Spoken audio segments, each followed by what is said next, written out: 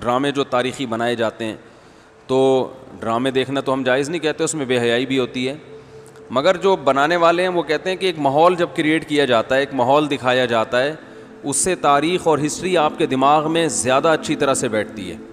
تو Tayyip Erdogan نے drama بنایا نا، ارطغرل بڑا مشہور ڈرامہ چل رہا ہے، بہت دنیا دیکھ رہی ہے، تو میں ڈراموں کو جائز نہیں کہتا، لیکن جو لوگ فلمیں دیکھ رہے ہیں پہلے سے بے حیائی کے کاموں میں پڑے ہوئے ہیں اور غلط چیزیں دیکھ رہے ہیں، تو ہم ان کو کم از کم یہ مشورہ دیتے ہیں کہ یار انڈین فلمیں دیکھنے سے بہتر ہے یہ جو آج کل وہ ڈرامے جو ہمارے فیملی سسٹم کو تباہ و برباد کر رہے ہیں، جب تم نے دیکھنا ہی ہے تو کم از کم ایک کم درجے پر آ جاؤ نا، اس کو دیکھ لو، تو اس سے تو پھر بھی بہتر ہے کہ کم از کم تمہیں ہسٹری تو پتہ چلے گی، کم از کم تمہیں یہ تو پتہ چلے گا مسلمانوں کی تاریخ کیا تھی۔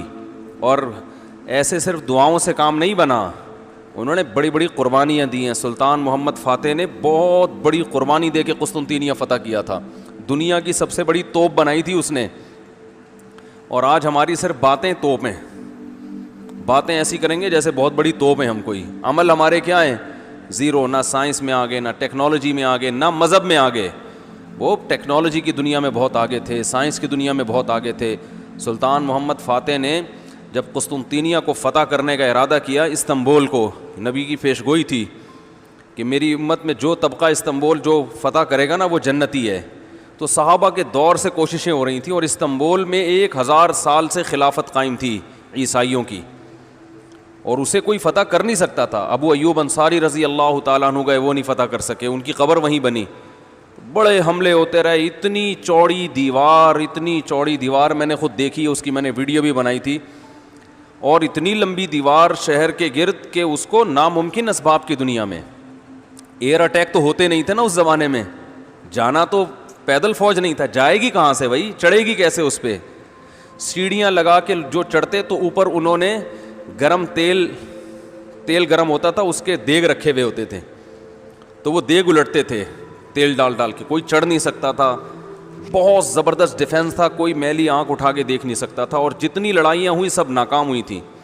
سلطان محمد فاتح نے کہا بھائی نبی نے خوشخبری دی ہے، ہم فتح کر کے چھوڑے گا۔ پھر وہ مشہور واقعہ ہے، اس نے کیا کیا کہ خشکی میں کشتیاں چلا دیں، سارے جانور راتوں رات ذبح کیے، ان کی چربی پگھلا کے پتھروں پہ بچھائی گئی ہے، اس پہ سمندری جہاز بٹھا کے، وہاں میں جب ترکی میں گیا ہوں تو اب دیکھو یہ چیز کتابوں میں بھی بتائی جا سکتی تھی نا، لیکن وہاں طیب اردگان نے کیا کیا ہے، میوزیم بنائے ہیں، ان میں یہ پورا منظر دکھایا جاتا ہے۔ خدا کی قسم ایسا ایمان بڑھتا ہے کہ چیخیں مارنے کا دل کرتا ہے، ایسی جو علماء بھی گئے ہیں نا، بنوری ٹاؤن کے ایک شیخ الحدیث گئے تھے، وہ کسی نے بتایا وہ رو رہے تھے چیخیں مار مار کے، جو جاتا ہے یہ منظر ہوتا ہے، وہ جب دکھاتے ہیں نا اپنی آنکھوں سے، بھائی کیا منظر، اور کیسے وہ کشتیوں کو راتوں رات خشکی پہ لے کے چلے ہیں، اور خشکی پہ لے جا کے پیچھے سمندر میں اتارا، اور سامنے سے بھی اٹیک اور پیچھے سے بھی اٹیک۔ انگریزوں نے لکھا ہے، گوروں نے ہسٹری میں، کہ یہ اسباب کی دنیا میں ممکن نہیں ہے، بہت بڑا کارنامہ انہوں نے سر انجام دی، اور راتوں رات۔ تو یہ ہماری تاریخ تھی جس کی وجہ سے ہمیں عروج ملا تھا۔ آج ہم صرف پیڑے کھا رہے ہیں، باتیں ٹھوک رہے ہیں بیٹھ کے، صحیح ہے نا، بزرگوں پہ طنز، علماء پہ اعتراضات، ایک دوسرے پہ کیچڑ اچھالنا، فرقہ پرستی، ان چیزوں میں ٹائم ضائع ہو رہا ہے، اور کوئی موٹیویٹ کرنے والا نہیں ہے، کوئی تعمیری کام کرنے والے لوگ بہت تھوڑے رہ گئے ہیں، اور ٹیکنالوجی کی طرف تو توجہ ہی نہیں ہے۔ یونیورسٹی میں جو لڑکا مذہب پہ چلتا ہے، سب کی بات نہیں کر رہا، ایجوکیشن میں سب سے پیچھے وہی ہوتا ہے، عام طور پہ اسی کی شکایتیں آ رہی ہوتی ہیں، یہ چونکہ نمازی ہے لہذا نمبر سب سے کم اس کے آتے ہیں۔ نمازی کے نمبر تو زیادہ آنے چاہیے بھائی، جو تبلیغ میں وقت لگاتا ہے اس کو تو ایجوکیشن میں زیادہ آگے ہونا چاہیے، یہ تو ہمارے مذہب کا حصہ ہے۔ صحابہ کرام نے جو ملکوں کے ملک فتح کیے، اور جو ہمارے تاریخ میں فاتحین ملتے ہیں، سب سے پہلا بحری بیڑا حضرت معاویہ نے بنایا ہے۔ سمندر پہ سب سے بڑی فوج جو اس وقت اتاری ہے، وہ کس نے اتاری ہے؟ حضرت معاویہ رضی اللہ تعالیٰ عنہ نے، اور نبی نے پیشگوئیاں سنا دی تھی پہلے کہ سمندر کی لڑائی ہوگی، اس میں جو شہید ہوگا اسے میں جنت کی خوشخبری دیتا ہوں، اور آپ صلی اللہ علیہ وسلم نے سمندر میں شہید ہونے والے کو زیادہ بڑا شہادت کا درجہ عطا فرمایا۔ میں نے تو سمندری لڑائی کے فضائل پر احادیث جمع کی تھیں. ایک میرا بیان ٹوٹلی اسی پر ہوا تھا کہ سمندری لڑائی کتنی اہم ہے. نبی کو معلوم تھا میری امت سمندروں پہ بھی چلے گی. سمندر پہ چلنا ٹیکنالوجی کے بغیر ممکن ہے کیا؟ پھٹے لگا کے بیٹھ جاؤ گے اس پہ کہ ملاحوں کو بلاؤ گے یار تم مچھلیاں پکڑتے ہو تو 2-4 پھٹے یہاں بھی, او بھائی لڑنا ہے اس پہ تو سامنے والا بھی لڑے گا. تو نبی صلی اللہ علیہ وسلم نے فرمایا جو سمندری لڑائی ہے, جو شخص سمندر پہ جہاد کرے گا اس کے جو چکر آئیں گے نا اس پہ بھی اللہ اس کو اجر دے گا. بڑی خوشخبری ہیں اس کے گناہوں کی معافی کی, کیونکہ آپ کو پتا تھا کہ امت جب تک سمندر پہ کو فتح نہیں کرے گی اور سمندر پہ سفر نہیں کرے گی یہ اس دنیا پہ حکومت نہیں کر سکتی. تو حضرت معاویہ نے جو پہلا بیڑا بنایا اس کے امیر کو امیر البحر کہتے تھے. بحر کہتے ہیں سمندر. یہ امیر البحر کی ٹرم یہ انگلش میں منتقل ہوئی ہے جس کو ایڈمرل کہا جاتا ہے. بہت ساری فوجی اصطلاحات اور سائنسی اصطلاحات عربی سے انگلش میں ٹرانسفر ہوئی ہیں, عربی سے انگلش میں گئی ہیں. آج میڈیکل سائنس میں بہت سے الفاظ ایسے ہیں جو عربی سے انگلش, مسلمان سائنسدانوں کے تھے وہ, لیکن اب دیکھو حال کیا بنا دیا. ایک نمبر کے سست نمازیوں کی حالت تو دیکھ لو جا کے.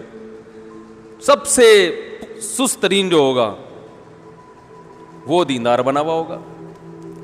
سب کی بات نہیں کر رہا, ڈاکٹروں میں ہم نے بڑے اچھے اچھے دیندار دیکھے ہیں, سائنسدانوں میں, ایٹمی سائنسدانوں میں تو دیندار زیادہ ہیں الحمدللہ, لیکن میجورٹی کی بات کر رہا ہوں کہ پتہ نہیں کہ ہمارے ذہن میں یہ کچھ ایسا کسی نے, شیطان نے بات ڈال دی ہے کہ ہم نے صرف جو ہے ایک طرف کو فوکس کیا ہوا ہے, دوسری طرف کو ہم نے بالکل نظر انداز کر دیا ہے. تو بھائی جس طرح سے دین کی تعلیم انتہائی ضروری ہے, اس کی کوئی اس کی اہمیت کی کمی کا انکار نہیں کر سکتا. انگریز جو تباہ ہو گئے نا, فیملی سسٹم تباہ ہو گیا, زنا معاشرے میں پھیل گیا, والدین اولڈ ہوم میں, وہ وجہ کیا؟ مذہب نہیں ہے نا, مذہبی تعلیم نہیں ہے.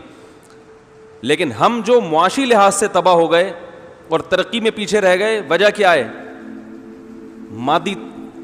مادے پہ محنت نہیں کی ہے. تو دونوں محنتیں ضروری ہیں. داؤد علیہ السلام کو روحانی ترقی بھی ملی اور اللہ نے آپ کے ہاتھ میں لوہا بھی پگھلایا.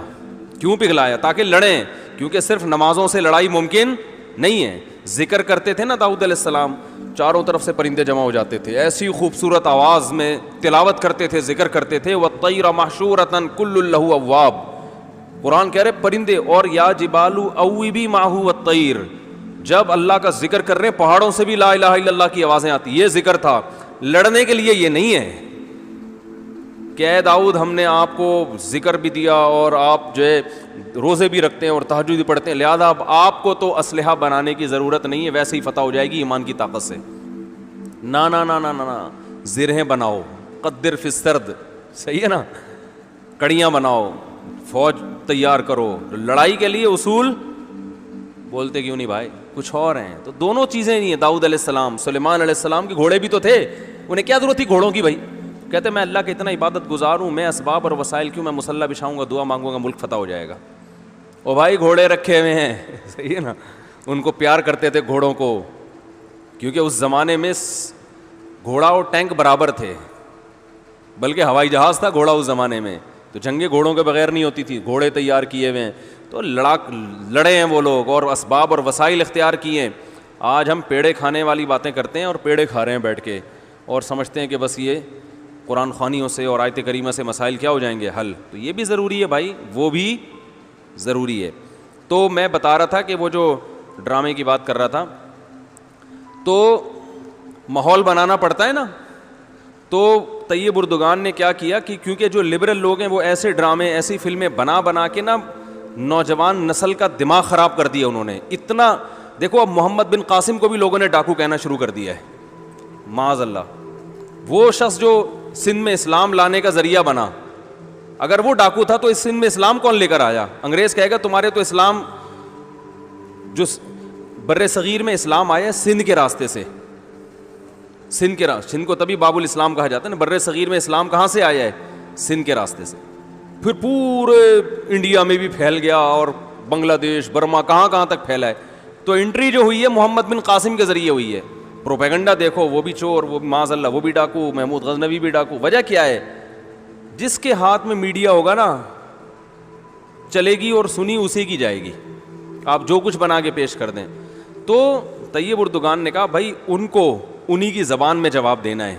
ناول لوگ نہیں پڑھتے, رسالے نہیں پڑھتے لوگ, تو نوجوان طبقہ فلمیں ڈرامے دیکھتا ہے. تو اس نے کہا ڈرامہ بناؤں گا, اور ایسا بنا کے دکھایا کہ آج رپورٹیں یہ آ رہی ہیں بہت سے غیر مسلم مسلمان ہو چکے ہیں. تو میں عام لوگوں کو وہ ڈرامہ دیکھنے کا مشورہ نہیں دیتا, اس میں عورتیں بھی ہیں اور کچھ کہا جاتا ہے, میں نے نہیں دیکھا وہ ڈرامہ, بے حیائی کے مناظر بھی ہیں, لیکن میں ان لوگوں کو جو غلط چیزیں دیکھ رہے ہیں ان سے کہتا ہوں یار کچھ دیکھنا ہی ہے تو پھر ادھر دیکھ لو, جو نہیں دیکھ رہے وہ کچھ بھی نہ دیکھیں, وہ پھر اس کے بعد پھر آگے بھی جائیں گے, وہ یہ دیکھ کے پھر وہ ان کو شوق پیدا ہوگا ذرا فلمیں بھی دیکھیں. اور جو نہیں دیکھ رہے وہ تو بچے رہے ہیں, جو دیکھ رہے ہیں تو بری چیزیں دیکھ رہے ہیں تو بھائی یہ دیکھ لو پھر, تو اس سے کم از کم ایک کریٹو سوچ پیدا ہوگی تمہاری, اور کم از کم ایک تعمیری سوچ پیدا ہوگی, مسلمانوں کی ہسٹری کا تمہیں پتہ چلے گا. تو اردگان کی سوچ چونکہ یہ تھی اس لیے اس نے وہ کر دیا, اور اس سے بہت لوگ پریشان ہیں اس ڈرامے سے.